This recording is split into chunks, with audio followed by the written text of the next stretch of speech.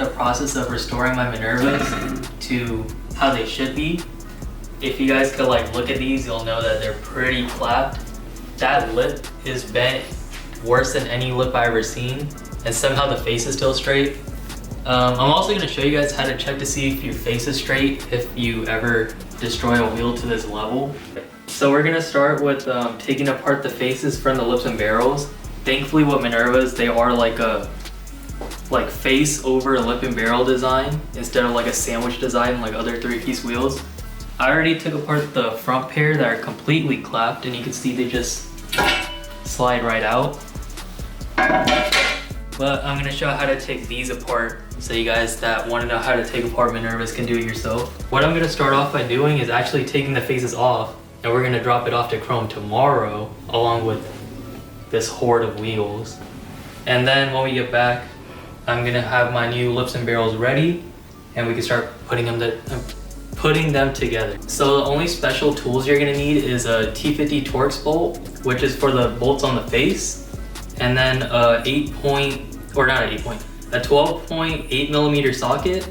I don't have a 12.8 millimeter socket, so I'm using a 5/16, and it seems to work fine. It doesn't jiggle or show any play, and it works. So I'm gonna keep using it. Before you even consider taking apart 3-piece wheels, I highly recommend spraying all the hardware on the face with WD-40 or like PB Blaster. It seems like my dad found my PB Blaster, and I don't know what he did with it, but he left me spray lubricant, so we'll I guess see if this works. I don't know. What the fuck? Why is it like that? This is brutal.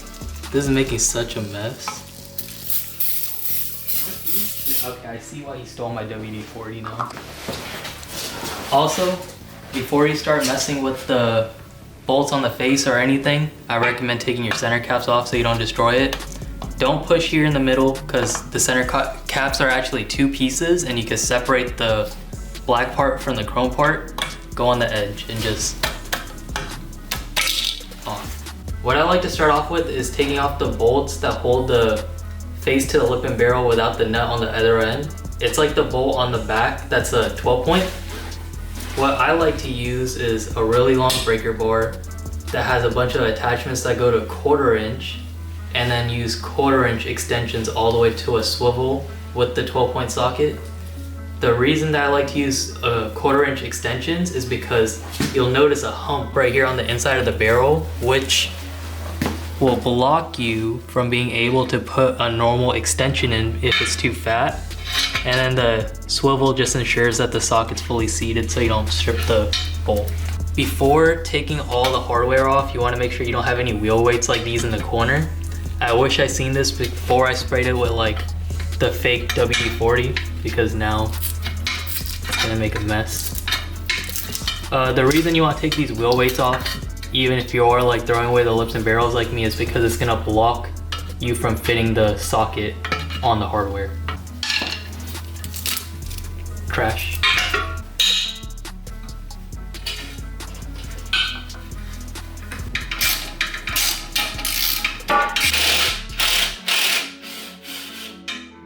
The way you're supposed to do this is you're supposed to hold the front of the face hardwares with the T40 Torx, and then use a breaker bar on the back and break all the 10mm nuts loose.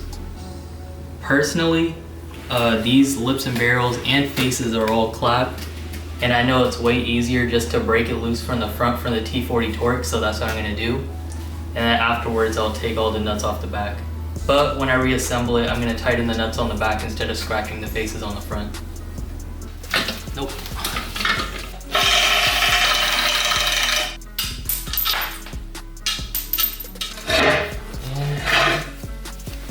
No bolts.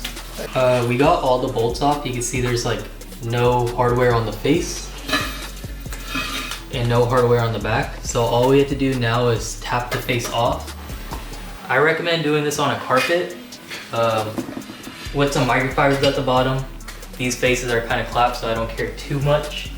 But all you want to do is get a nice thick piece of wood, a sledgehammer, and tap around the lug holes on the face evenly Don't go too much in one place at one time because you could actually bend the face. You just want to lightly just... You can see now, lip and barrel are off. You got your face. Now we just gotta take one more off, wrap them all up, wrap all those wheels up, and then in the morning we're gonna load it up into the daily and take it down to SoCal to get chromed. For those of you guys wondering how to check your faces like in a really easy way to see if it's bent, this is how I like to do it. I have no idea how big this is, maybe like a 3.5 inch hole saw. Wheel bearing from a S chassis. I just stack it on top. This prevents the flange and the bearing from catching each other on the floor. So if you do this on like a floor, you'll see it doesn't really like to spin because it tries to spin the bottom. So I just levitate it a little bit with the hole saw. And then put the face on top. Just like that. And then grab something that won't move. I like to use a sledgehammer. Put it right next to the face. Just like that. You can see there's like a tiny little air gap there. And now when you spin it, you'll notice that the face keeps that same gap the entire way through. And that's a quick way to see if your face is bent this way. And then you could also look down the side and look to see if it's waving up and down like this to see if the face is bent like this way. If I spin it, perfect.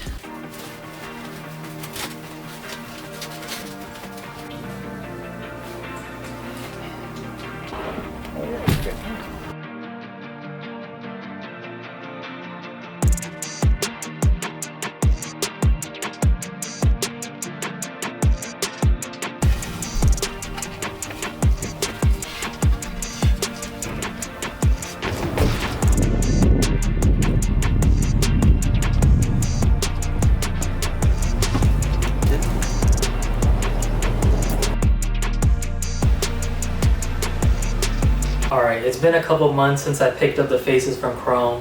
I've been procrastinating hard putting these things together just because I'm pretty lazy, but I have an event coming up in 2 weeks and I need the wheels together as my spares, so now I'm forced to put them together. I already put one wheel together off camera-ish. We recorded it, but I was struggling so much we're probably not going to show it. And the experiences I learned from this, I'm going to put towards this wheel and show you guys how to put it together. The reason I was struggling super hard is because this pair here uses factory lips and barrels, and factory lips and barrels have a much tighter tolerance than aftermarket lips and barrels, so it was really hard to fit a freshly chrome face into them because it is a little bit thicker. Once I figured that out and I was willing to commit to just pushing the face in, it was pretty straightforward, other than the bolts were kind of hard to line up. But yeah, you'll see on this wheel.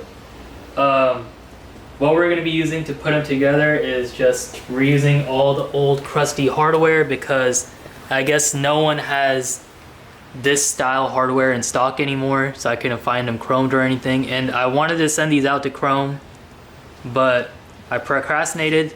Now I need them for the event, so we're throwing them together. We're going to use some frog tape to make some lines on the lips and barrels so we can make a straight line for the silicone. And for the silicone, we're using 732 just because it was recommended by pretty much everyone as the best silicone to use. And then just some basic tools. T40 Torx bit, which isn't exactly the size of this hardware, but it works. And then a 10 mil on a long extension to get to the back of it. For the front pair, I'm rebuilding them to the factory specs of this pair I had. This pair had 3.25 factory lips and 5.75 barrels, which made them 9 plus 24. That's what I pretty much want to run in the front of my car because I need a 15 mil spacer to clear the faces since they are low disc, and that makes them into an 18.9 plus 9. The front Model 5s on my car are 18.9 plus 10, so it'll be cool to just have a 1 mil difference when I swap around sets. Yeah, that's the reason I also didn't run aftermarket lips and barrels, just because I know if I run aftermarket lips and barrels, I would have to either choose a 3-inch lip or a 3.5-inch lip, which would just like throw the offsets completely off, and it'll either be too sunk or poke out too much. So I already rebuilt one of the fronts, as you guys seen. I'm gonna rebuild this one on camera, and you guys are gonna see how much harder it is to rebuild wheels with factory lips and barrels than it is aftermarket lips and barrels. For the rear, I'm running aftermarket lips and barrels with a 3.5-inch lip and a 6.5-inch barrel, which is gonna make them a 10 plus 30. The reason I chose those specs is because, again, my rear Model 5s are an 18 10 plus 45 with a 15 mil spacer. So they're pretty much an 18 10 plus 30. And then when I swap around sets, they'll be pretty much exactly the same. Yeah, the only differences I have between the factory lips and barrels and the aftermarket ones that I noticed right away is basically the face is way easier to get into the aftermarket lips and barrels, and hopefully that makes this set a lot faster because I am doing the front one first. Alright, before throwing the fronts together, I wanted to quickly show the difference between a factory lip and barrel and a factory lip and barrel that have been split. These lips and barrels for my front pair have been split factory lips and barrels, so you can see how the lip is here, there's a silicone layer, and then there's the barrel, and there's like a giant gap here that's filled by the silicone. Factory lips and barrels normally come with a lip, a barrel, and then they're welded together with the silicone layer on top. The reason these aren't welded together is because I bought them split, which is why I'm able to rebuild them. And yeah, so instead of being like this with the welded lip and barrel and no face, they are a lip, a barrel, and a face. And now we're gonna throw them together. Alright, so as you guys can see, putting wheels together is pretty straightforward and easy. It's just a lot of steps which make a lot of people like me procrastinate. The last thing we're gonna do to prep these before putting them together is use some isopropyl alcohol and a clean rag and just clean down all the mating surfaces on the barrel and the lip. And then we're just gonna stack them all together, lining up the valve stem hole. After that, I'm gonna try to get the holes all perfectly lined up because I learned from the other one, if it's a tiny bit off, the hardware doesn't like to fit. So we're gonna line the face up perfectly with all these holes, press it down, hope it goes straight, and then we just had to put all the bolts in, and then we can start siliconing. Nothing, it's good. Well, you see how this notch for the valve stem hole is lined up, right? Mm-hmm. But none of the holes are lined up. Mm-hmm. So we're just gonna spin it till we get to the other valve stem hole, and now they're lined up. See, they're always hard to line up because they're all slightly off. You gotta line this valve stem hole up. That's on the bottom. See where there's engraving? Put the valve stem hole again.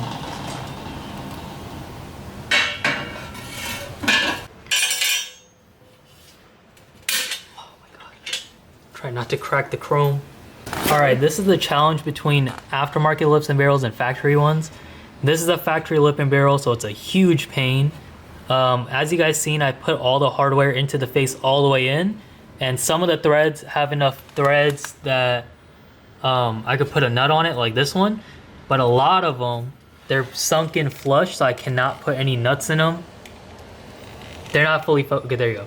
We can't put a nut on those because it's not fully flush, and the reason for that is if you look over on this side, you can see how the face, right here. There.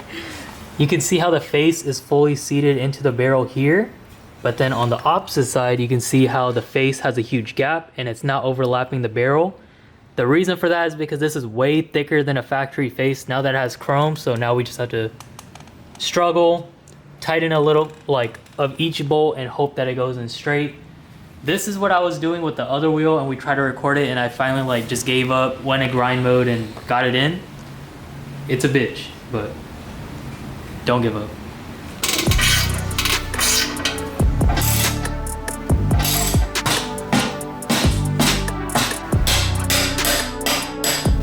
You're just recording me struggling. Yeah.